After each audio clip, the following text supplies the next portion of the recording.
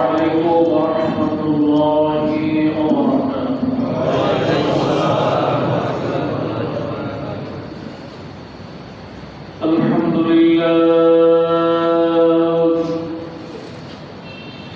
الحمد لله نحمده ونستعينه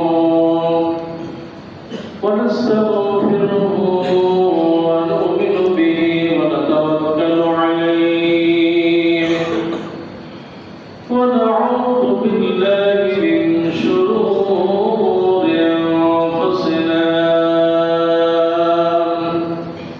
ومن سيئات أعمالنا من يهده الله فلا مضل له ومن يضلل فلا هادي له ونشهد أن لا إله إلا الله وحده لا شريك له ونشهد أن سيدنا ونبينا وحبيبنا طبيبنا الذي أرسله بالحق بشيرا ونذيرا وداعيا إلى الله بإذنه وسراجا منيرا فقد قال الله تعالى في القرآن العظيم أعوذ بالله من الشيطان الرجيم بسم الله الرحمن الرحيم إن الله وملائكته يصلون على النبي يا أيها الذين آمنوا صلوا عليه وسلموا تسليما اللهم صل على محمد وعلى آل محمد كما صليت على إبراهيم وعلى آل إبراهيم إنك حميد مجيد اللهم بارك على محمد وعلى آل محمد كما باركت على إبراهيم وعلى آل إبراهيم إنك حميد مجيد الحمد لله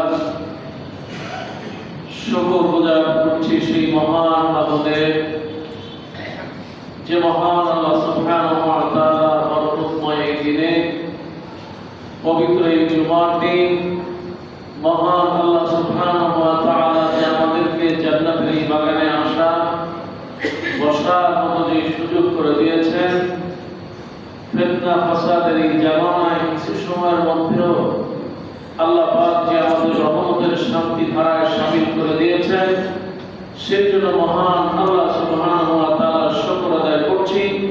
আমরা সকলেই পড়ছি আলহামদুলিল্লাহ। ইয়া রাব্বি লাকাল হামদু কামা ইয়ানবাগি লিজালালি ওয়াজহিক ওয়া আযীমি সুলতানিক। আল্লাহ শুকর আদায় করছি। আল্লাহ আমাদের সবাইকে কবুল করুন, বলি আমিন। দুরূদ ও সালাম নবী মুহাম্মদ রাসূলুল্লাহ সাল্লাল্লাহু আলাইহি ওয়াসাল্লামের উপর, যে নবী সর্ব অবস্থায় স্বাস্থ্য সচেতন ছিলেন।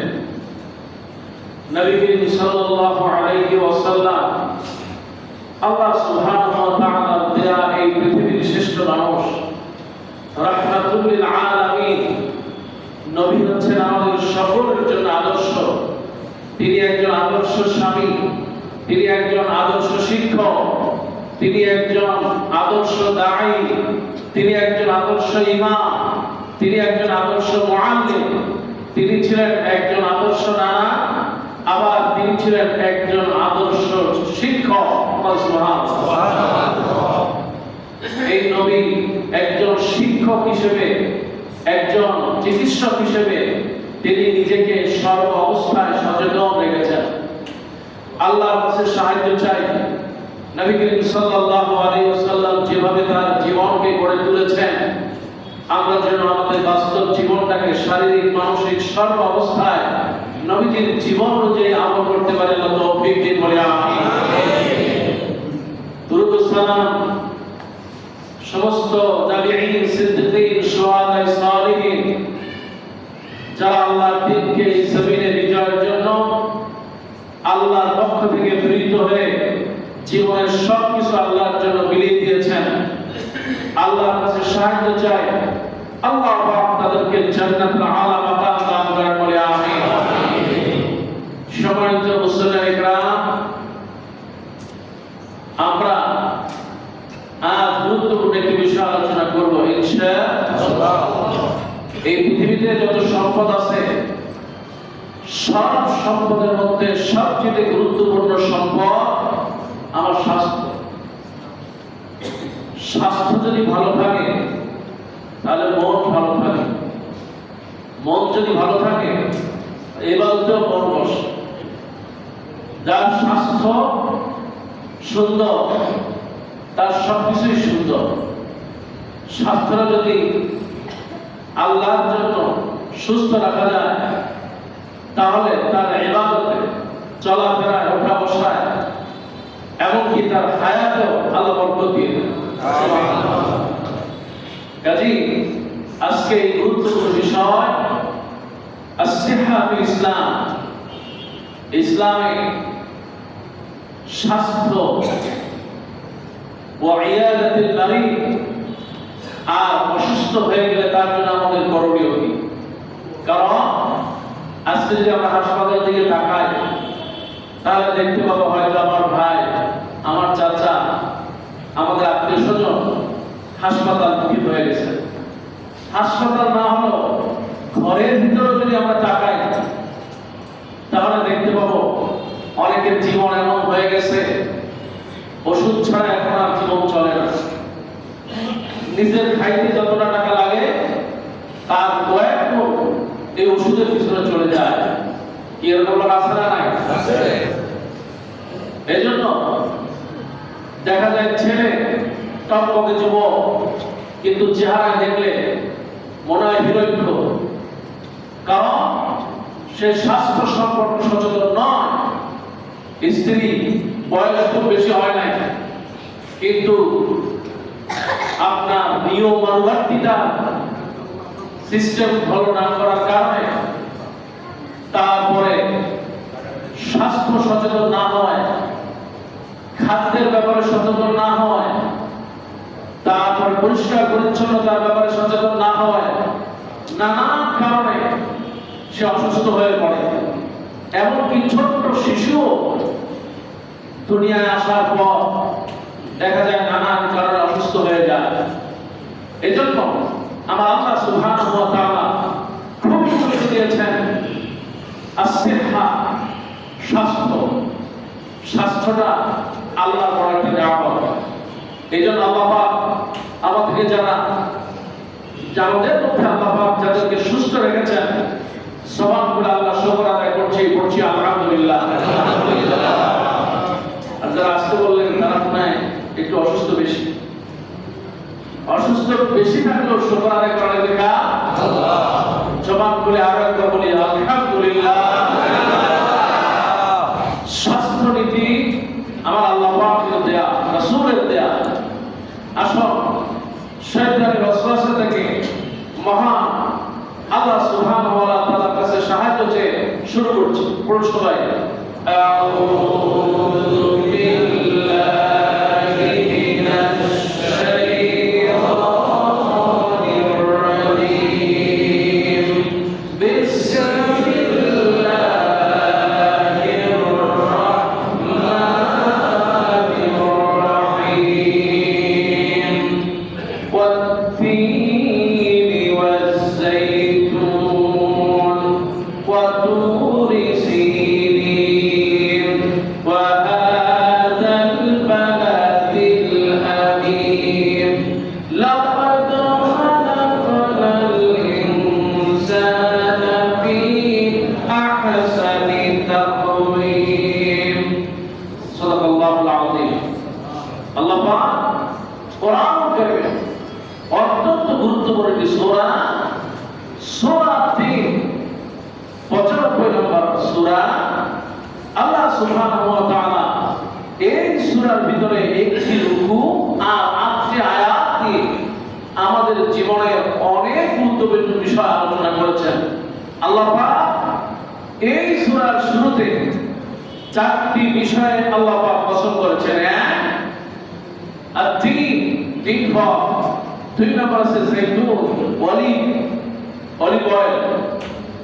এটা সকলের জন্য উপকার, সুস্থ অসুস্থ, নারী পুরুষ, বয়স্ক বৃদ্ধা বাচ্চা সবার জন্য জৈতুন অলিভটা খুব গুরুত্বপূর্ণ।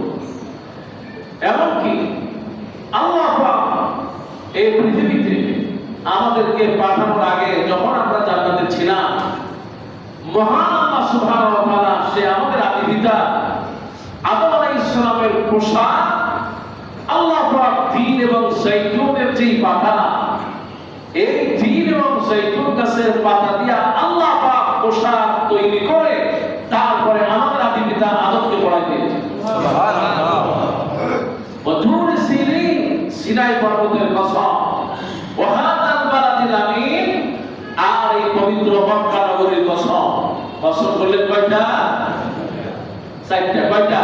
৪টা। ৩ জৈতুন, তুরি সিনা আর মক্কাতুল মুকাররমা, বালাদুল আমিন, এটা হলো মক্কা। সুবহানাল্লাহ। কয়টা? খলিফাতুল মুসলিমিন কয়জন? তাহলে বুঝতে সুবিধা হবে আল্লাহ কসম করেছেন কয়টা? ৪টা। ৪টা কসম করার পর এবার আল্লাহ পাক বলেন, লাকাদ খালাকনাল ইনসানা ফী আহসানি তাকওয়ীম। একটু জোরে বলুন সুবহানাল্লাহ।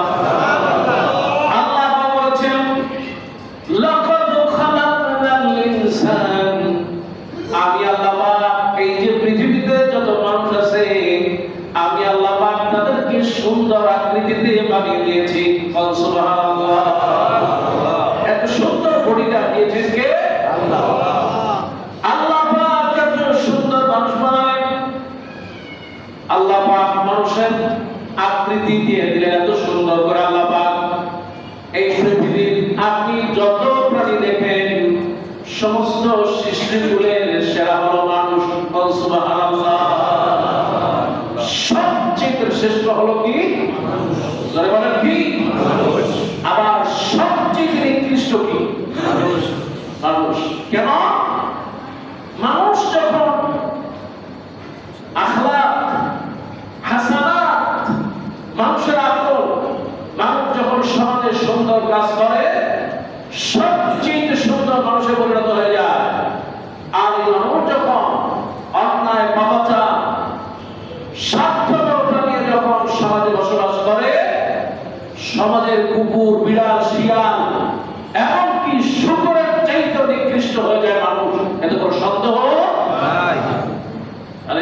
কে দিয়েছেন?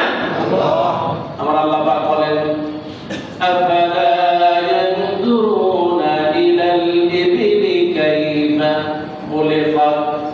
তাকাও দেখো ওই যে সুন্দর একটি উটের দিকে তাকাও, তোমরা কি তাকাও না? আফালা ইয়ানজুরুনা ইলাল ইবিলি কাইফা খুলিকাত। আমি আল্লাহ রাব্বুল আলামিন একটা উটকে কেমন করে আমি আল্লাহ বানিয়েছি।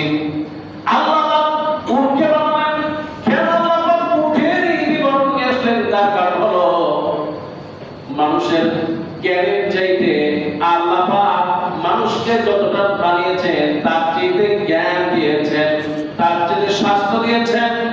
আল্লাহ পাক মানুষকে যেভাবে বানিয়েছেন এই আকৃতির চাইতে উটকে আর আকৃতি আল্লাহ পাক বানিয়েছেন। কারণ আল্লাহ পাক উটের ভিতরে এমন বৈশিষ্ট্য দিয়েছেন যেগুলো মানুষের ভিতরে নাই। এই যে মরুভূমির ভিতরে আর মরুভূমির ভিতরে শত শত মাইল চলে যায়, মরুভূমির জাহাজ বলা হয়, উটকে মরুভূমির জাহাজ বলা হয়। মানুষের দিকে একটু তাকায় দেখেন, মানুষ এই উট মরুভূমির ভিতরে হাজার হাজার মাইল শত শত মাইল চলবে, সে যখন পানি পান করে আল্লাহ পাক তার ভিতরে এমন কিছু গোদাম দিয়ে দিয়েছে, একবার পানি পান করবে শত শত মাইল চলে যাবে, তবু তৃষ্ণা লাগবে না। আর আপনি আর আমি নিচতলা থেকে পাঁচতলা উঠলে হাওয়া যায় কি আছে না? খালাকাল ইনসান দাইফা। আল্লাহ পাক বলেন আমি মানুষকে সবচেয়ে দুর্বল করে বানিয়েছি। সুবহানাল্লাহ। সবচেয়ে দুর্বল কি? মুসলমান ধরে বলেন কি? মানুষ সবচেয়ে দুর্বল। কারণ এই যে আকাশে ওড়ে কি সুন্দর ইগল, আকাশে উঠতেছে, তাকায় দেখেন পাখি। আপনি কি আকাশের মতো আকাশে পাখির মতো উঠতে পারবো? কেউ পারবো না। তাকায় দেখেন বিশাল আপনার মাছ কিভাবে আপনার সমুদ্রের এক প্রান্ত থেকে আর এক প্রান্ত চলে যাচ্ছে। আমি গিয়েছিলাম সেই কক্সবাজার একটা মাহফিলে, সেন্ট মার্টিন গিয়েছিলাম, সেখান থেকে আপনার একটা সামুদ্রিক মাছ আছে ফ্লাইং ফিশ। এই মাছটা পানিতেও আপনার সাঁতার কেটে মাইলকে মাইল চলে যেতে পারে, আবার পানির উপর থেকে সে একেবারে লাফ দিয়ে উড়ন্ত পাখির মতো আবার মাইলের পর মাইল চলে যেতে পারে। সুবহানাল্লাহ। এটা ছোট একটা মাছ ফ্লাইং ফিশ, আল্লাহ পাক তাকে কত বুদ্ধি দিয়েছেন। সুবহানাল্লাহ। কিন্তু মানুষ করতে দেন কেন? আপনি হাতির মতো আপনার স্বাস্থ্যবান, উটের মতো আপনি বোঝা বহন করতে পারেন না, আপনি মাছের মতো এমনি করে দৌড়াতে পারেন না। সীতাবাঘ আপনি তাকায় দেখেন সীতাবাঘের দিকে, সীতাবাঘ কত দূরে আপনার দৌড়াতে পারে আপনি পারবেন না। কিন্তু আল্লাহ পাক মানুষকে জ্ঞান দিয়েছেন, জ্ঞানের কারণে আল্লাহ পাক যে শরীর দিয়েছেন, শরীরের ভিতরে জ্ঞান দিয়েছেন, এই জ্ঞানের কারণে আল্লাহ পাক বলেন আমি সবার থেকে মানুষকে মর্যাদা দিয়ে দিলাম। সুবহানাল্লাহ। এই জ্ঞান কাজে লাগিয়ে বিজ্ঞান আজ মানুষ যেহেতু আপনার ইগলের মতো আপনার সেই পাখির মতো উঠতে পারবে না, কিন্তু মানুষের মাথায় আল্লাহ পাক এমন জ্ঞান দিয়েছেন হাজার হাজার লক্ষ লক্ষ টন নিয়ে আপনার সেই বিমান, সেই প্লেনের যে গতি পাখির গতির আগে প্লেন চলে যায়। বলা যাবে না? সীতাবাঘ যত জোরে দৌড়ায়, আল্লাহ পাক মানুষের এমন জ্ঞান দিয়েছেন সেই জ্ঞানের কারণে চিতাবাঘকে পিছনে ফেলে অনেক বাহন আপনার এই যে ট্রেন গুলো পৃথিবীর বিভিন্ন দেশে, চিতাবাঘ কেন পৃথিবীর সবচেয়ে দ্রুতগামী ট্রেন মানুষ তৈরি করে ফেলেছে। সুবহানাল্লাহ। তাহলে পৃথিবীর সমস্ত সৃষ্টির সেরা মানুষ, এতে কোনো সন্দেহ? আমার ভাইয়ের আল্লাহ পাক বলেন লাকাদ খালাকনাল ইনসানা ফি আহসানি তাকওয়িম। সুন্দর করে মানুষ বানালাম। আল্লাহ পাক বলেন হাত দিলাম, পা দিলাম, মায়ের পেটের ভিতরে তোমাকে ছোট ছোট হাত দিলাম, ছোট ছোট পা দিলাম। এবার আল্লাহ পাক বলেন ফাকাশাউনাল ইযাম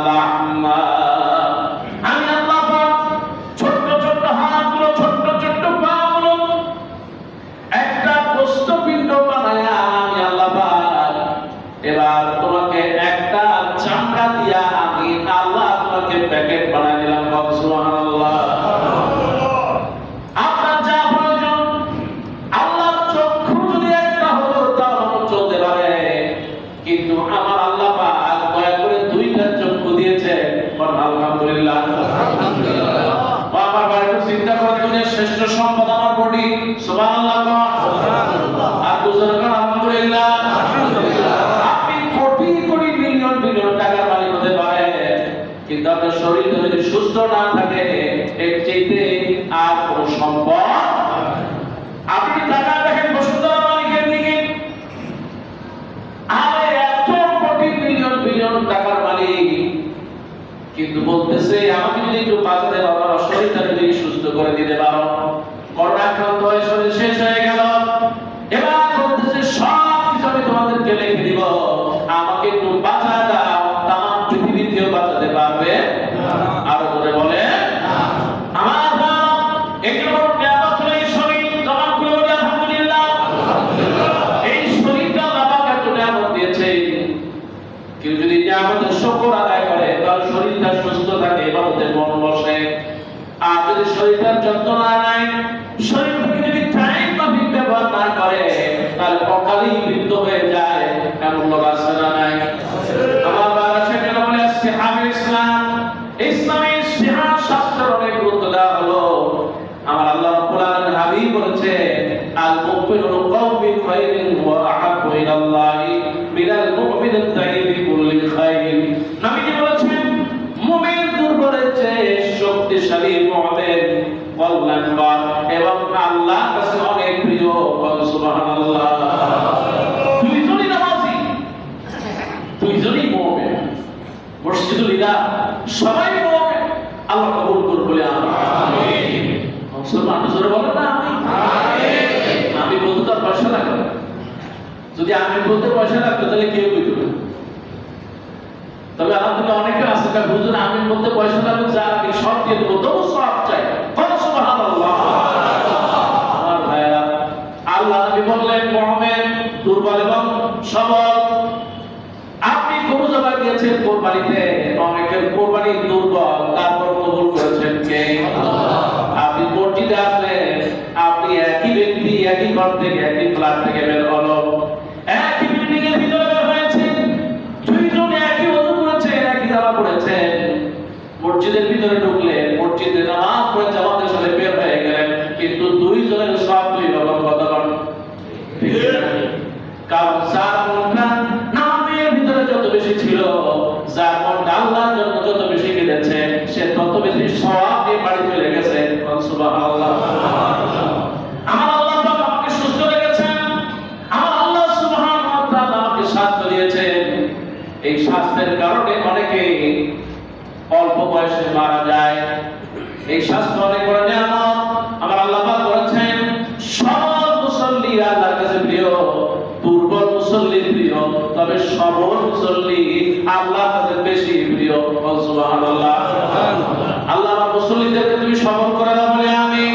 আমিন। আর কাছে বলেন আমিন। সবাই বলে বলেন আমিন। আমিন। আল্লাহ আমাদেরকে নামাজের ভিতরে মনটা তুমি আর শক্তিশালী করে দাও বলে আমিন। আমিন। আল্লাহ নবী বিশ্বনবী বলেছে অনেকে অসতর্কতা থাকে, অবহেলা থাকে, এইরকম মুসল্লি এইরকম নামাজি আছে না নাই? অনেক মহিলা আছে অবহেলা, অনেক মহিলা আছে তারা নিজের ব্যাপারে অসতর্ক আছে না নাই? কেউ বাড়ির সামনে আসলো, সালাম দিল, কিন্তু সালামের জবাব দেওয়ার আগে ঘরের দরজা খুলে দাঁড়ায় থাকলো, এমন মহিলা আছে না নাই? অসতর্কতা এবং অবহেলা। আল্লাহ নবী বলেছেন খবরদার অবহেলা করবো না। বিশ্বনবী বলেছেন নি'মাতান মাকবুনা ফীহিমা কাসীরুম মিনান নাস আস-সিহা ওয়াল ফারাজ। আল্লাহ নবী বিশ্বনবী বলেছেন দুটি নিয়ামতের বিষয়ে অধিকাংশ মানুষ অসতর্ক এবং গাফেল। আল্লাহ দুইটা নিয়ামত দিয়েছেন কিন্তু মানুষ গাফেল এবং অসতর্ক। বিশ্বনবী বলেছেন সে দুইটা হলো আস-সিহা ওয়াল ফারাজ। একটা হলো অসুস্থতা এবং সুস্থতা, আর একটা হলো অবসর। একটা মানুষ যখন অবসরে থাকে সে বোঝে না, আর একটা মানুষ যখন সুস্থ থাকে তখন সে অসুস্থতাকে উপলব্ধি করতে পারে না। আসলে না সুস্থ থাকলে অসুস্থ সময়কে সে মূল্যায়ন করে না। রাসূলুল্লাহ বলেছেন ওই লোক ধ্বংস হোক যে সুস্থ আছে কিন্তু অসুস্থর ব্যাপারে সে সচেতন নয়। এজন্য সতর্কতা খুবই গুরুত্বপূর্ণ।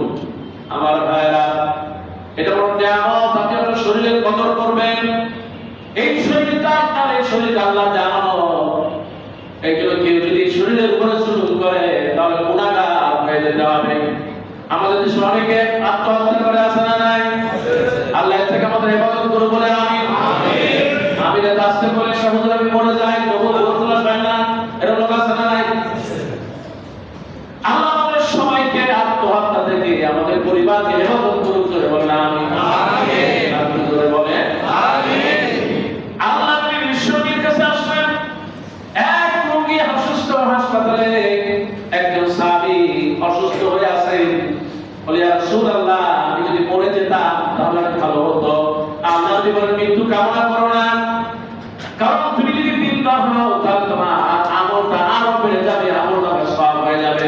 সুবহানাল্লাহ, সুবহানাল্লাহ, সুবহানাল্লাহ, সুবহানাল্লাহ বলার চিন্তা আবার আপনি তার পাশে বলে দেন। আল্লাহ কবুল করে বলে আমিন। আমিন। আল্লাহ নবী তাকে বললেন মৃত্যু কামনা করো না, তার কারণ হলো যদি তুমি মৃত্যু কামনা করো তাহলে আল্লাহ এটা পছন্দ করেন না। তোমার যদি মৃত্যু থাকে যে সময় ওই সময় আসবে, মৃত্যু যখন কামনা করবে যদি আগে মৃত্যু হয়ে যায়, তুমি যদি দিনদার থাকতে তাহলে তোমার অনেক আমল কমে যেত। এই জন্য কারো মৃত্যু কামনা করা উচিত নয়, না নিজের না আরেকজনের। আল্লাহ পাক এই পৃথিবীতে একজন মানুষের কল্যাণ কামনা করতে বলেছে, অকল্যাণ নয়। কিন্তু আমরা মৃত্যু কামনা করি এমন লোক আছে না নাই? ভাইটা মরে না, কাল রিমোট জায়গা আমি পাইতাম, এখনো বিয়ে করে নাই, ভাই যদি মরে যেত তাহলে জায়গা আমি পাইতাম। আর যদি বিয়ে করে তাহলে দেখা গেল তার ছেলে মেয়ে হবে। এই পৃথিবীতে সব যদি কোনো স্বার্থপর নিজের পরিবার, কথা বলে ঠিক কিনা? আল্লাহ তুমি হেফাজত করো, ধরে বলেন আমিন। আমার আল্লাহ নবী বিশ্বনবী বলেছেন মান নাসরা মিনকুম মুআযিবি যাসারিন আলিয়ান ফি সিররিহি ইনদাহু ফাওতাউ ইয়াউমিন ফাকান্নাহু খায়রাত লাহু দুনিয়া। নবীজি বলেছেন তোমাদের মধ্যে যে ব্যক্তি দেহের সার্বিক সুস্থতা এবং পরিবারের নিরাপত্তা দিয়া দিন শুরু করলো, নিজের শরীরটাকে সুন্দর রাখলো দিনের শুরু থেকে, আর পরিবারের নিরাপত্তা দিয়া দিন থেকে শুরু করলো, আমার আল্লাহ নবী বলেন তার কাছে যদি ওই দিনের খাবার থাকে তাহলে তাম পৃথিবী যেন তার জন্য হয়ে যায়। সুবহানাল্লাহ। নিজের পরিবারের সুস্থতা, নিরাপত্তা এবং নিজের সুস্থতা দিয়ে দিনটা শুরু করে, আর নিজের কাছে যদি ওই দিনের খাবার থাকে তাহলে তাম পৃথিবীর মধ্যে এই লোকটাই সবচেয়ে শ্রেষ্ঠ। সুবহানাল্লাহ। কিন্তু অনেকের দিন শুরু হয় বিড়িটা দিয়া, কি এরকম লোক আছে? কি বলেন আছে না? আরে আমাদের মসজিদে নাই, বাংলাদেশে আছে না? এক লোক আপনার জানছে যে সবে বরাতের রাত্রে আল্লাহর কাছে যা চায় আল্লাহ তাই বিপদ করে। যদিও এটা সবে কদরের ব্যাপারেই বলা হয়েছে। এখন খুব বিড়ি খাইতে, এখন বউ কইতেছে বাইর ঘর থেকে বাইর সায়া আজকে মসজিদে কাঁদবা আল্লাহর কাছে, কাইতে কাইতে বলবো আল্লাহ তুমি এই রাতে যা লেখো না লেখো, আল্লাহ আমার ভাইকে তুমি বিড়ি লেখো না। এখন লোকটা সারা রাত হসপিটাল বইয়া কাইতে কাইতে যায় ঘুমায় গেছে। উঠছে একটু সেই বিকালবেলা উঠে এখন দোকানে যায় বিড়ি করে আল্লাহর কাছে এত কান্না কাঁদলাম, কিন্তু আল্লাহ আমার কথা শুনলো না। ঠিকই সবে বরাতের রাত্রে আমাকে বিড়ি। এরকম কিছু আছে না? খবরদার, তাদখিলু হারামান শারঈয়্যা, ধূমপান শরীয়তের দৃষ্টিতে হারাম। কে করেছেন? আল্লাহ। ধরে বলে আল্লাহ। আমার ভাইরা, এইদিন আল্লাহ নবী বলেন দিনটা শুরু করো ভালো দিয়ে। বিশ্ব নবী বলেছেন যে ব্যক্তি ওযু করে ফজরের নামাজ দিয়ে শুরু করে ওই লোকটা জান্নাত দিয়ে শুরু করলো। সুবহানাল্লাহ। ও আমার ভাইরা, সাতটা কারণ আমরা জেনে নেই। সেই সাতটা কারণে মানুষের রোগ ব্যাধিগুলো সবচেয়ে বেড়ে যায়। অসুস্থদের যদি বাড়ার কারণ হলো 7টা, ধরুন কয়টা?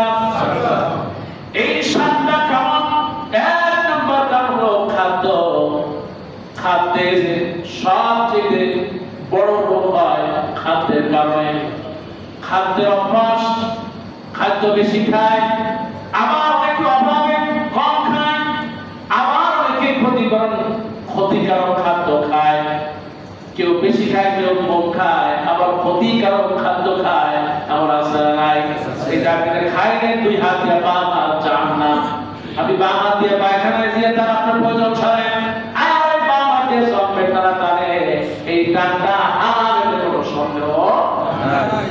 মদ খাইতেছি, ক্ষতিকর খাদ্য। এই জন্য 1 নম্বর কারণ হলো খাদ্য অভ্যাস। 2 নম্বর কারণ হলো আপনার অলসতা। এই সমাজে অনেক মানুষ আছে অলসতার কারণে অসুস্থ হয়ে যায়, আছে না? অনেক লোক আছে, বাড়িওয়ালা, অনেক টাকা মালিক, কোনো কাজ নেই, সারাদিন ঘরের ভিতরে। মসজিদে আসে যায়, এখন দেখা গেল হাত গুলো হয়ে গেছে। কারণ তার কোনো চলাফেরা নাই। আমি একবার বরিশাল গিয়েছিলাম, এক রুগী দেখতে গেছি। রুগী এত মৃত্যু সজ্জা থেকে ফিরে আসলো, আইসা এখন দেখলাম গেছি তার অসুস্থ দেখতে, মাশাআল্লাহ, দেখি তিনি এসি রুমের ভিতরে একটা খাটের উপরে শুয়ে সিট হয়ে শুয়ে এরকম আপনার রিমোট দিয়ে বিশাল টিভি, তার ভিতরে ভারতীয় সিরিয়াল চলে দেখতেছে। কি আছে না? আছে। অলস, দুনিয়ার অলস, অসুস্থতা। আর একটা হলো অলসতা। এরপরে অসুস্থতা 3 নম্বর কারণ হচ্ছে অনিয়মতান্ত্রিক জীবন ব্যবস্থা।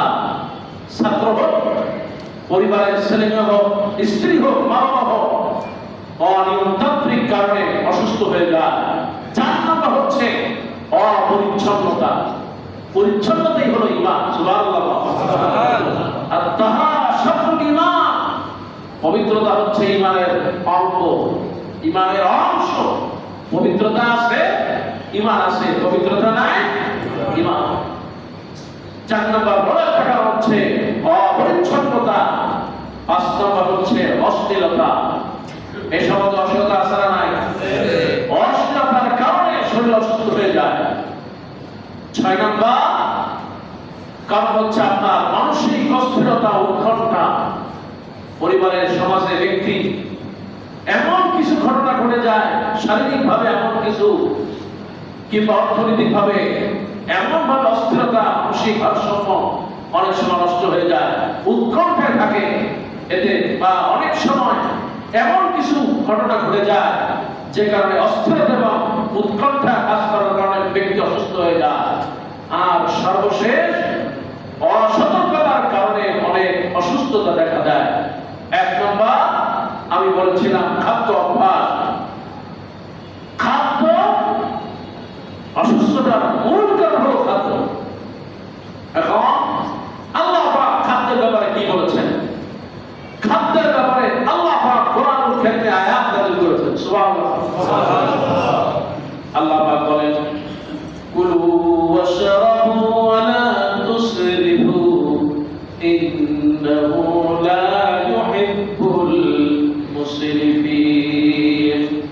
আল্লাহ রাব্বুল আলামিন সূরা আরাফের 31 নম্বর আয়াতে আল্লাহ আপনার কথাই বললেন, কুলু তোমরা খাও, ওয়াশরাবু পান করো, ওয়া লা তুসরিফু অপচয় করো না। নিশ্চয়ই যারা অপচয় করে আমরা আল্লাহ পাক তাদেরকে ভালোবাসেন না। এজন্য খাওয়া লাগবে আর পান করা লাগবে। অনেকে অসুস্থ হয়ে যায়, পানি কম পান করে। এইজন্য সায়েন্স বলছে, চিকিৎসা বিজ্ঞান বলছে, আপনি দৈনিক অন্তত 16 লিটার পানি পান করেন, সুস্থ হয়ে যাবেন। পানি যারা খায় শরীরের অনেক রোগ পানি সাথে বের হয়ে যায়। সুবহানাল্লাহ। পানি খাইতে না খাইতে না খাইতে কিডনিতে সমস্যা হয়ে যায়। তারপরে আপনার আল্লাহ পাক যে নিয়ামত দিয়েছেন সব সিস্টেমে চলে। আপনার আল্লাহ পাক কেন বললেন কুলু খাও, ওয়াশরাবু, আবার বলছে পান করো। সুবহানাল্লাহ। পানি পান করেন, সাধ্য অনুযায়ী দৈনিক 1 গ্লাস দুধ খান। আল্লাহ বরকত দাও বলে আমিন। দুধ মানুষের জীবনে অসংখ্য রোগের প্রতিষেধক হচ্ছে দুধ। অথচ আমাদের দেশে দুধ খায় না মানুষ। সম্পদ আছে কিন্তু দুধ খেতে চায় না। রাসূলুল্লাহ সাল্লাল্লাহু আলাইহি ওয়াসাল্লাম রাতের বেলা খুব বেশি কিছু খাইতেন না।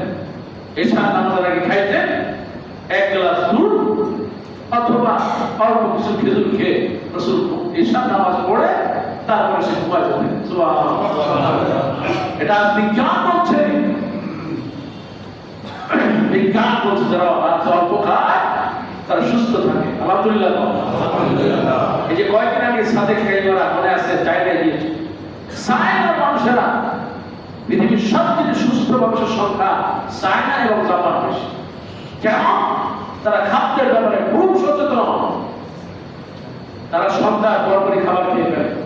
দেখেন নবীজির হাদিস, নবীজি নিজে সন্ধ্যার পরপর খাইতেন, এশার আগে খেয়ে ফেলতেন।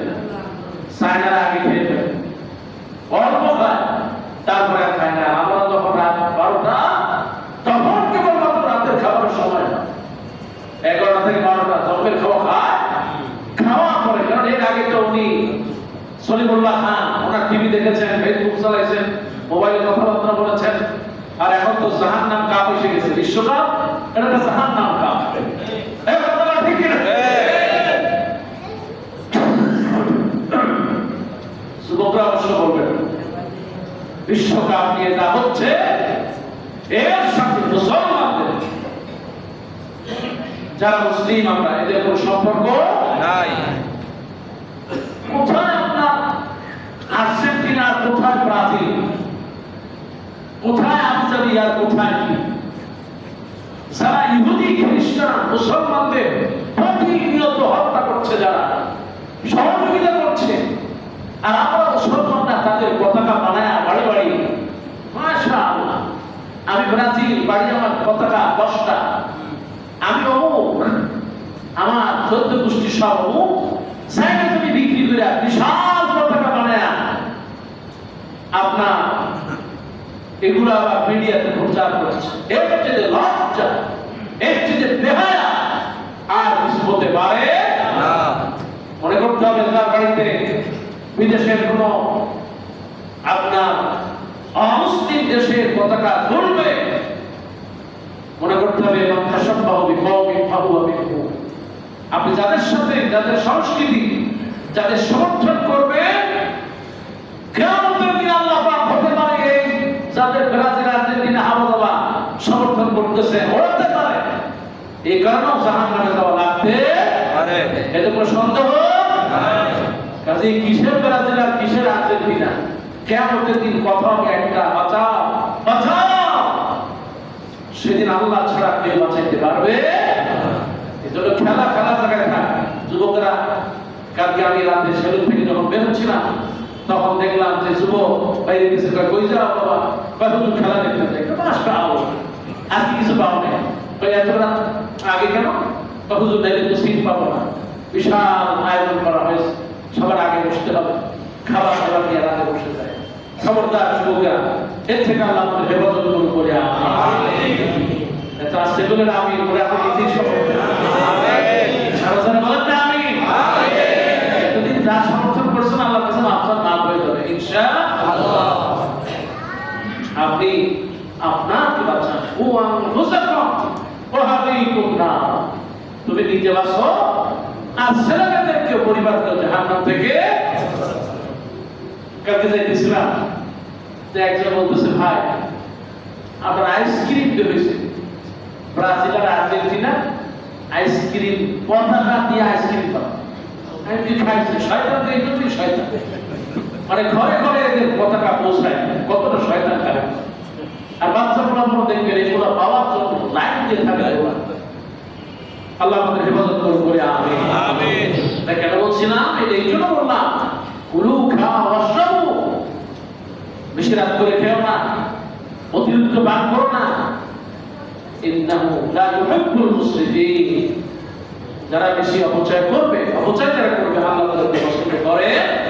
এই জন্য খাইতে হবে হালাল। কুলু মিম্মা ফিল আরদি হালালা তৈয়বা, তোমাদের জন্য যা হালাল তোমরা সেটা খাও, হারামটা খাবে না। আল্লাহ আমাদের হারাম থেকে হেফাজত করুন বলে আমিন। নবীজি শিখিয়ে দিয়েছেন কিভাবে পেটটাকে সুস্থ রাখবা, কারণ পেট সমস্ত রোগের বিপদ পেট। পেটটা যার ভালো থাকে তার সব ভালো। আলহামদুলিল্লাহ। রাসূলুল্লাহ বলেছেন জীবনের জন্য খাদ্য নয়, খাদ্যের জন্যই জীবন। জীবনের জন্য খাদ্য নয়।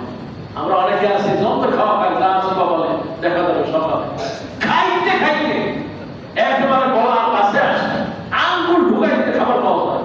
জীবন আছে না নাই? খবর যা খেও না, কম খাইলে মরে না, বরং বেশি খাইলে মরে। এরকম লোক আছে। এই যে ওই দিন দেখলাম যে বিয়ে বাড়িতে গোস্ত কম দিছে, মারপিট কারে পায়, ধুমছে মার করতেছে, মনে হয় যেন খেলায় 6-7 পিঠে দিচ্ছে। কি মার ওই গিয়ে একটা গোস্ত কম দিল।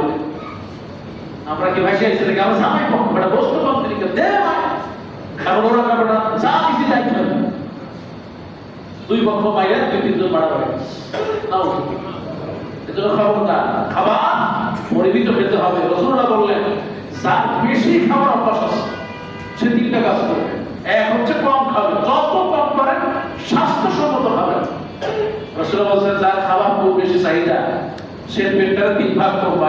এক, নবীজি বলেছেন মা বালাদানি ওয়া আশা শারহু বিফাদলিন হাসাবুল আদামি লুকমানি ইউমিনু সারহু ফাইন্নাহু গালাবাতুল আদম নাফসুহু। রাসূলুল্লাহ তুআম 3 ভাগ করবে। রাসূলুল্লাহ তুআম যা খাবে তার জন্য 1 ভাগ, ওয়া রাসূলুল্লাহ শারব যা পান করবে তার জন্য 1 ভাগ, ওয়া রাসূলুল্লাহ নাফস কিছু মানুষ খায়, খায়ার পড়ে না কিছু জন্মের বস্তু খেয়েছে কোরবানি দেওয়া ফিরি খাইয়ে আমার বিশ্বাস দিতে পারে।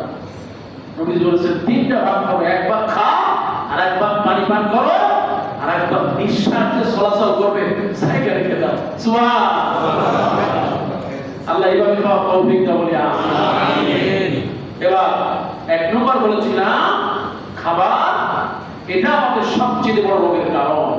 এজন্য খাবারকে নিয়ন্ত্রণ করা, বিশেষ করে হারাম পানীয় খাবার।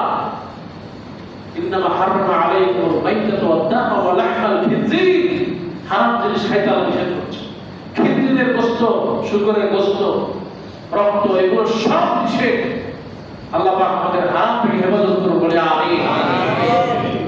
মাদকতা, আপনার ইয়াবা, বাবা, বিড়ি, সিগারেট যা আছে সব হারাম।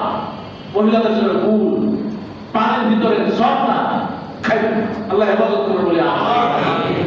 হুজুর শেষ করে আইসা আমারও বললেন খাইতে একটু জর্দা তাও আপনি বাদ দিয়ে দিলেন, পান খান কিন্তু জর্দা খায়।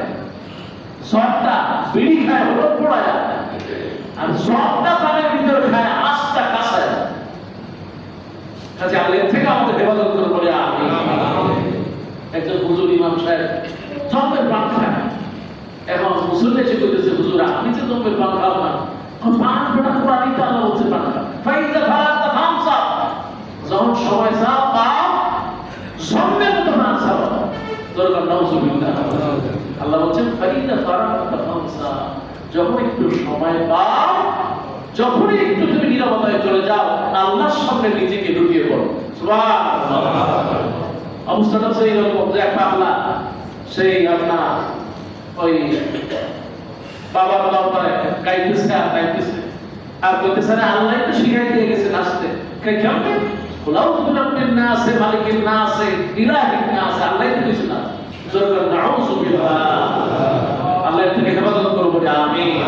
তাহলে 1 নম্বর খাদ্য অভ্যাস করে আল্লাহ আমাদের সুন্দর করে দেন বলে আমিন। আর জোরে বলেন আমিন।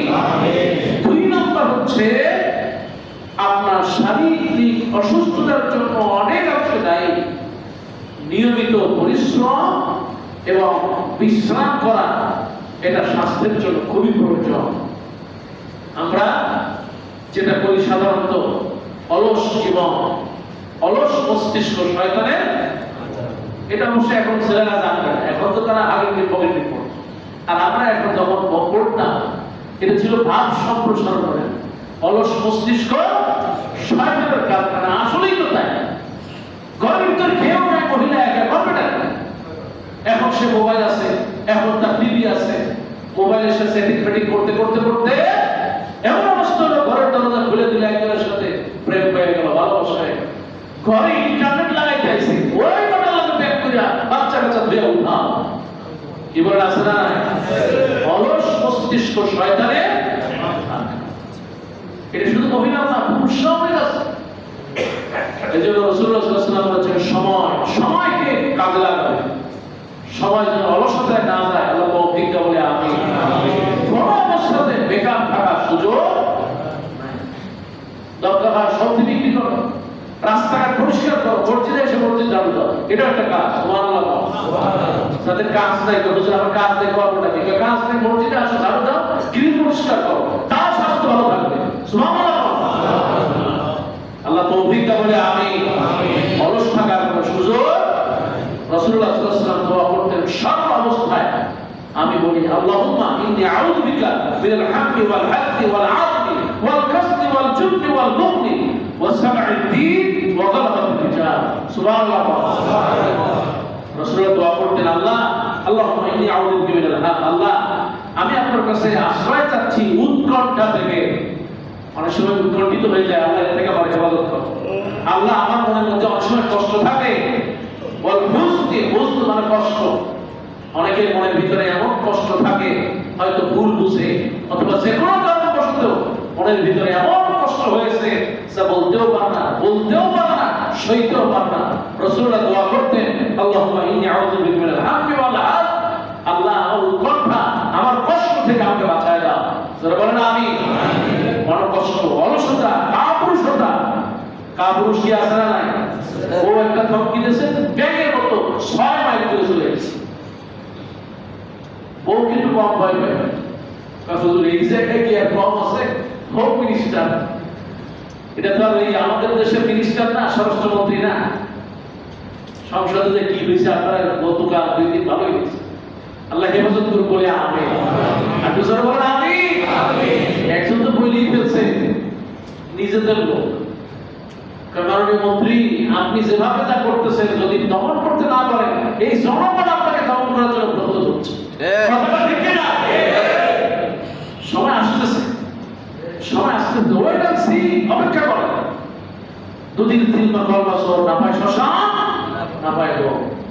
কেবলা আপনাদের এখন ভারতমুখী, আর ভারতমুখীদের কেবলা যারা ছিল তাদের কি অবস্থা হয়েছে এটা জাতি দেখেছে। কথাটা ঠিক না? ভারতমুখী কেবলা, এই হিন্দুত্ববাদ, এগুলো মুসলমানরা সহ্য করবে না। জীবনে শ্বাসের ছোড়া কথা দিয়ে দিব, কিন্তু ভারতকে কোনদিন বাংলার জমিনে মুসলমানরা খাইতে পারে না। কথা বলতে এই জন্য বলতেছি না যে উৎকণ্ঠা, মনোকষ্ট, অলসতা, কাপুরুষতা, পুরুষ তো সেই শিক্ষার মতো অর্জন দিবে। আল্লাহ কবুল করে বলে আমিন। আগের যুগে মানুষ একটা না 4টি স্ত্রী চালাইছে, কিন্তু সব দিনের মতো সোজা হয়েছিল। কথা বল। আর আগে একটা বউ এমন ভাবে আত্মতত্ত্ব সোহাগ করে, ওরে বাপরে বাপ, আলালের ঘরে তুলা, ব্যাংকের অ্যাকাউন্ট তার নামে, চাবি তার নামে, ছবি জমা সব তার নামে। তখন তো সে বিড়ালের মতো হয়েই যাবে। আমি আবার বলে যেতে আবার স্ত্রীর বিরুদ্ধে করতেছি না, আপনি পুরুষ। আর রিজাল কওয়ামুনা আলা নিসা, মহিলাদের চাইতে পুরুষকে আল্লাহ সম্মানিত করেছে, মর্যাদা বেশি দিয়েছে। সুবহানাল্লাহ। শক্তি আল্লাহ পুরুষকে বেশি দিয়েছে। সুবহানাল্লাহ। এই জন্য পুরুষ 4টি বিয়ে করতে পারে, মহিলারা একসাথে 4টি বিয়ে করতে পারে, কারণ পুরুষকে আল্লাহ আলাদা শক্তি দিয়েছে। সুবহানাল্লাহ। এই শক্তি এত বেশি দিয়েছে, আজকে যে আমার বোর গাল ভাঙ করে ব্যাপারটা হুজুর করছে, আমার শক্তি আছে আছে দেখ করে পরীক্ষা করে। আল্লাহ হেফাজত করুন বলে আমিন। স্ত্রী হচ্ছে মহব্বতের ভালোবাসা। সুবহানাল্লাহ। লিতাসকুনু ইলাইহা ওয়া জাআলা বাইনাকুম মাওয়াদ্দাতাও ওয়া রাহমা, ভালোবাসতে কোমল বিনয় দিয়ে তাদের ভালোবাসবে। কিন্তু তুমি যে পুরুষ এটা খেয়াল রাখতে হবে। আল্লাহ কবুল করুন বলে আমিন। স্বামী স্ত্রীর সম্পর্ক আল্লাহ আরো বাড়ায় দিন বলে আমিন। স্ত্রীদের প্রতি মর্যাদা আল্লাহ আরো দেওয়ার তৌফিক দিন বলে আমিন। এবার রাসূলুল্লাহ বলেছেন কৃপণতা, বখিল। অনেক মানুষ আছে বখিল সমাজে। রাসূল বলেন খবরদার, যার দিনটা শুরু হয় দান দিয়ে ফেরেশতারা তার জন্য দোয়া করে। সুবহানাল্লাহ। আর যে ব্যক্তি কৃপণ বখিল, একজন ফেরেশতা তার জন্য লানত দেয়। আল্লাহ হেফাজত করুন বলে আমিন। আমার ভাইরা, ঋণগ্রস্ততা থেকে আল্লাহ রাসূল পানা চাইতেন এবং মানুষের কর্তৃত্বাধীন হওয়া থেকে রাসূল পানা চাইতেন। আল্লাহ আমার মানুষের গোলাম বানা না, তোমার গোলাম বানা আমিন। আমরা যেন স্ত্রীর গোলাম না হয়ে আল্লাহর গোলাম হতে পারি, আল্লাহ বরকত বলে আমিন। আমি বলতেছিলাম রাসূলুল্লাহ দোয়া করেছেন। এবার রাসূল সাল্লাল্লাহু আলাইহি ওয়াসাল্লাম সবচেয়ে অন্যতম একটা গুরুত্বপূর্ণ কথা আল্লাহ রাসূল বলেছেন যে আপনার এই যে অসুস্থতা 2 নম্বর কারণ ছিল অলসতা। আপনার এই অলসতা দূর করার জন্য আপনি প্রয়োজনে নামাজ, রোজা, তাহাজ্জুদ এগুলো বাড়ায় দেন। আল্লাহ কবুল করুন বলে আমিন। আপনার যদি চাকরি বাকরি না থাকে তাহলে নামাজ, রোজা, ইবাদত, মানুষের কল্যাণ এগুলোতে আপনি সময় বাড়ায় দেন। খুশি হবেন কে? আল্লাহ। এবার রাসূলুল্লাহ সাল্লাল্লাহু আলাইহি ওয়াসাল্লামের অন্যতম একটা বিধান, শরীরকে সুস্থ রাখতে 3 নম্বর স্বাস্থ্য নষ্ট হওয়ার আরেকটা কারণ হলো অনিয়মতান্ত্রিক জীবন যাপন করা। আল্লাহ পাক রাতকে দিয়েছেন ঘুমের জন্য। সুবহানাল্লাহ। রাত এটা ঘুমের জন্য, কাজে আপনি রাতটাকে ঘুমের জন্য কাটান। দিন দিয়েছেন কাজের জন্য, কিন্তু অনেক রাতে জেগে থাকে, দিনে ঘুমায়, তাহলে অনিয়মতান্ত্রিক। তাকে পড়াশোনার একটা টাইম দেওয়া হয়েছে, শিক্ষক আসবে এই কয়টার সময়, কিন্তু সে খেলাধুলায় এত ব্যস্ত থাকে শিক্ষকের টাইমটা ভুলে যায়। শিক্ষক এসে আধা ঘন্টা বসে আছে, এখনো নবাবজাদা সলিমুল্লাহ খান খেলার মাঠ থেকে আসেন নাই। এরকম ছাত্র আছে না? অনিয়মতান্ত্রিক জীবন যাপন রাসূলুল্লাহ পছন্দ করে। এবার রাসূল সাল্লাল্লাহু আলাইহি ওয়াসাল্লাম আরেকটি গুরুত্বপূর্ণ বিষয় বলছেন, যেটা ইসলামে নিষিদ্ধ করা হয়েছে, অপরিচ্ছন্নতা, আরাম। আত্মহার আমি বলেছিলাম পবিত্রতা ইমানের একটা অংশ। কাজে আপনার ঘর, বাড়ি, পড়া, টেবিল, আসবাবপত্র, বিছানার বাদে একটা ঘরেই ঢুকলেই বোঝা যায় যে না মাশাআল্লাহ ঘরটা পবিত্র। সুবহানাল্লাহ। যার ঘর পবিত্র ওই মানুষগুলো পবিত্র, যে মানুষ পবিত্র তার আত্মা পবিত্র। সুবহানাল্লাহ। বাথরুমে ঢুকবেন, দেখবেন যে মাশাআল্লাহ একটা আসতেছে সুন্দর। যার ঘরের ভিতরে রমণী সুন্দর, পবিত্রতা যাদের ভিতরে আছে, আল্লাহ ওই ঘরের ভিতরে বরকত দিয়ে দেয়। আল্লাহ আমাদের প্রত্যেক ঘরে বরকতে ভরপুর করে বলে আমিন। অপরিচ্ছন্নতা, আমি যে কয়টা বিষয় বলতেছি 7টা, প্রত্যেকটা বিষয় কয়েক ঘন্টা করে আলোচনা করা যায়, কিন্তু সংক্ষেপ বলে যাচ্ছে। এই জন্য স্বাস্থ্য নীতি আমাদের খুবই একটা গুরুত্বপূর্ণ। আমরা যদি কাজে লাগাতে পারি তাহলে আমরা সুস্থ করে দেবেন ইনশাআল্লাহ। এবার রাসূলুল্লাহর কাছে সবচেয়ে আল্লাহর কাছে সবচেয়ে ঘৃণিত বিষয় অপসংস্কৃতি, অসুস্থতা অন্যতম কারণ অশ্লীলতা, বেহায়াপনা, গান, বাজনা, বাদ্য, নাটক, সিনেমা, এগুলো আল্লাহর কাছে হারাম, শরীরের জন্য মারাত্মক ক্ষতিকর। আমি চিন্তা করেন এই যে যারা কালকে খেলা দেখলো, রাত 2টা-3টা পর্যন্ত যদি খেলা দেখে, তাহলে এই লোকটা আর বেঁচে থেকে লাভ নেই। 3 কিলো খেলাধুলায়, তামসা হাত গেল বিশ্বকাপ খেলা দেখায়, অশ্লীলতা, কত মেয়েরা এর ভিতরে নাচলো, গাইলো, কত কিছু হইল। আর আপনি খেলা দেখতেছেন টিভির ভিতরে, স্ক্রিনে কত মহিলারা আসতেছে, কত বিজ্ঞাপন আসতেছে। আপনার ঘরের ভিতরে অশ্লীলতা, বেহায়াপনা, জেনা, ব্যভিচার এগুলো থাকবে, আর আপনি বরকতময় হতে পারেন, এটা হওয়া যায়। এই জন্য সাবধান, অশ্লীলতা থেকে আল্লাহ যদি আমাদের সুস্থ করে দেয়, তাহলেই আমরা আমাদের শরীরটাকে সুস্থ রাখতে পারবো ইনশাআল্লাহ। এবার আমার ভাইরা মুসল্লিরা, রাসূলুল্লাহ সাল্লাল্লাহু আলাইহি ওয়াসাল্লামের দৃষ্টিতে আরেকটি গুরুত্বপূর্ণ বিষয় হলো মানসিক সুস্থতা। 6 নম্বর হলো মানসিক সুস্থতা। আমরা যদি মানসিকভাবে সুস্থ থাকতে পারি, পরিবার থেকে, ব্যক্তি থেকে, আশেপাশের লোকজন থেকে, পারিবারিক চাপ থেকে, অনেক সময় অনেক কিছু স্বামী স্ত্রীর কাছ থেকে মানসিক প্রশান্তির কারণে নীরবতা পালন করা উচিত। স্ত্রীও অনেক সময় স্বামীর থেকে নীরবতা পালন করা, ভাইয়ের থেকে নীরবতা পালন করা মানসিক প্রশান্তির জন্য। কারণ মানসিক প্রশান্তি থাকলেই শরীরে সুস্থ থাকবে। আর মানসিক যদি উৎকণ্ঠা থাকে, পেরেশানি থাকে, তাহলে বিজ্ঞান বলছে অধিকাংশ স্ট্রোক, হার্ট অ্যাটাক গুলো ব্রেন আঘাত করে মানসিক অসুস্থতার কারণে। কাজে আল্লাহ পাক যেন আমাদের সবাইকে মানসিক অসুস্থতা থেকে দূর করে আল্লাহ পাক যেন আমাদের পবিত্র জীবন, সুস্থ জীবন পালন করার তৌফিক দিন বলে আমিন। আপনার দেহ, আপনার মন, আপনার উৎকণ্ঠার জীবন আল্লাহ সব কিছুকে দূরীভূত করে আল্লাহ শান্ত, বিনয়ী এবং বিনয়ের সাথে আমাদের এক সুন্দর জীবন আল্লাহ আমাদের দান করে আমিন।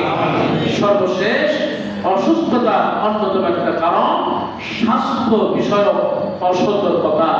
কোনটা খাইলে কি হবে? আপনার প্রেশার বেড়ে গেছে, এখন আপনার কি করা উচিত?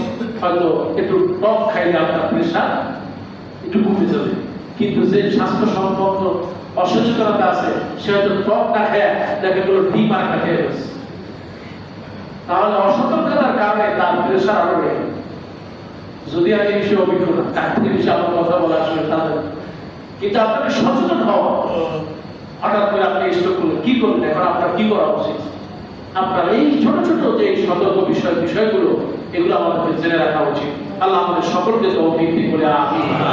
আমি সংক্ষিপ্ত সময় বলে দিচ্ছি, অসুস্থ যদি হয়েই যায় তাহলে আমাদের করণীয়, 1 নম্বর করণীয় হলো সমস্ত অস্থিরতা এবং হতাশা থেকে নিজেকে মুক্ত রাখা। কোন অবস্থাতে হতাশ হওয়া যাবে না। অসুস্থ হয়ে গেছি, চেষ্টা করেছি, কিন্তু হতাশ হওয়ার সুযোগ নাই। নবী করিম সাল্লাল্লাহু আলাইহি ওয়াসাল্লাম তিনি বলেছেন, কোন প্রকার ক্লান্তি, অবসাদ, অসুস্থতা, দুশ্চিন্তা, মনোবেদনা, কষ্ট, উৎকণ্ঠা যাই আসুক না কেন, এর থেকে নিজেকে চেষ্টা করা, এরপর যদি চলে আসে সবর অবলম্বন করা, আল্লাহ এই কারণেও সওয়াব দিয়ে দিবেন। সুবহানাল্লাহ, সুবহানাল্লাহ। এরপরে হচ্ছে কোন ধরনের বিপদ মুসিবত যদি এসে যায়, রোগ এসে যায়, কোন ধরনের আফসোস না করা।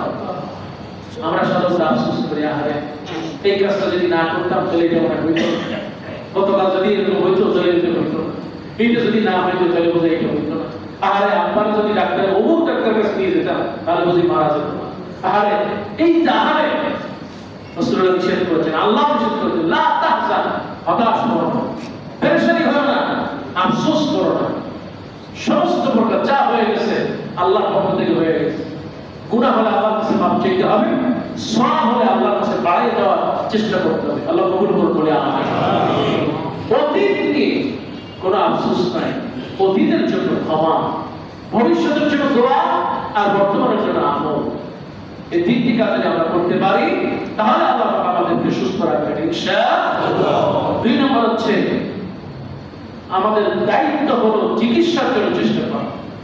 কোন একটা রোগ হয়ে গেছে, এখন আল্লাহর কাছে ছেড়ে দিলাম, যা আছে বাবা, না, আপনি চেষ্টা করবেন। রাসূলুল্লাহ বলেছেন, ইয়া ইবাদাল্লাহ তাদউনা ফাইন্নাহু লাম ইয়াদা দাওয়া ইল্লা ওয়াতা'আলাহু শিফা। এমন কোন রোগ নাই আল্লাহ তার চিকিৎসা রাখেন। সুবহানাল্লাহ, সুবহানাল্লাহ। যত রোগ আল্লাহ সব রোগের চিকিৎসা রাখেন, আপনাকে চিকিৎসা করতে হবে। আপনার রাসূলুল্লাহ তার যে 3 নবী এর বই আছে রাসূলুল্লাহ চিকিৎসা, এই যে আপনার 3 ফল খান, জাইতুন ফল খান, তারপরে আপনার এই যে সকালবেলা খালি পেটে যদি আপনি একটু কি বলে এটাকে কালিজিরা, সুবহানাল্লাহ, কালিজিরা সমস্ত রোগের ওষুধ ইল্লাল মউত। নবী বলেছেন মৃত্যু ছাড়া সমস্ত রোগের ওষুধ কালিজিরা, সুবহানাল্লাহ। আপনি একটু কালিজিরা খান, তারপরে একটু বাদাম খান, তারপরে সকালবেলা ডিম খান। আপনার এই যে রোগের অনেক প্রতিষেধক আছে, এই ছোট ছোট দাওয়া, আল্লাহ এই দাওয়াগুলো নিয়ে আমাদের পরিচয় দেওয়ার তৌফিক দিন বলে আমিন। সর্বশেষ আল্লাহর কাছে সাহায্য চাওয়া, আল্লাহ পাক আমাদের সুস্থ করে দেন। আর যে অসুস্থ হয়ে যান, এই অসুস্থ রোগীর পাশে আমাদেরকে যেন আল্লাহ থাকার তৌফিক দিন বলে আমিন। যে কথাগুলো আমি বললাম, আল্লাহ পাক আমাদের স্বাস্থ্য